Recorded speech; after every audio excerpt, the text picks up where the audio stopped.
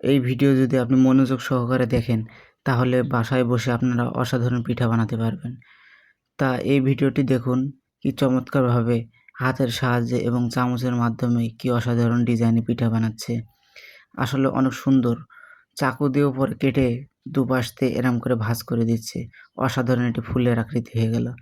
তারপরে এই ভিডিওটি দেখুন, এখানে পিঠা বানাচ্ছে একটি তারের সাহায্যে। তার দিয়ে দুপাশ দিয়ে চাপ দিলে অসাধারণ একটি ডিজাইন হয়ে গেল। পরে দুটো কাঠি দিয়ে আঙুল দিয়ে এভাবে চাপ দিলে আপনারা এইভাবে অসাধারণ একটি ফুলের ডিজাইন বানাতে পারবেন। ভুট্টার সাহায্যেও কি অসাধারণ পিঠা বানানো যায় দেখুন।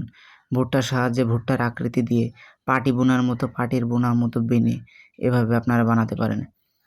খুব সহজেই আপনারা এই ভিডিওটি দেখে বাসায় নিজেরাই এই ভিডিওগুলো দেখে বানাতে পারেন খুব সুন্দর, সুন্দর ডিজাইনের পিঠা।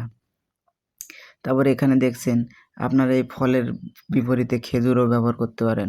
তারপরে ৪ পরতের একটি আটার মিশ্রণ নিয়ে এভাবে আপনারা চাপ দিয়ে এইভাবে একটি সুন্দর ডিজাইন তৈরি করতে পারেন।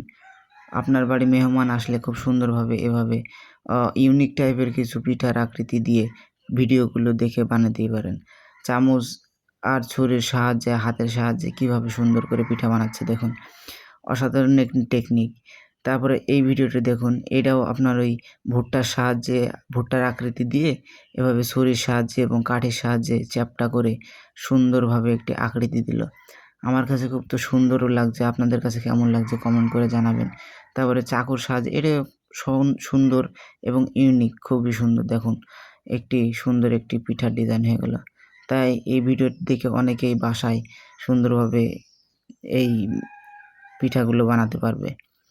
এই ভিডিওটা দেওয়ার একমাত্র কারণ হলো আপনারা বাসায় খুব সুন্দরভাবে এই ভিডিওটি দেখে বানাতে পারবেন। খুব সুন্দর দেখুন পিঠাগুলো।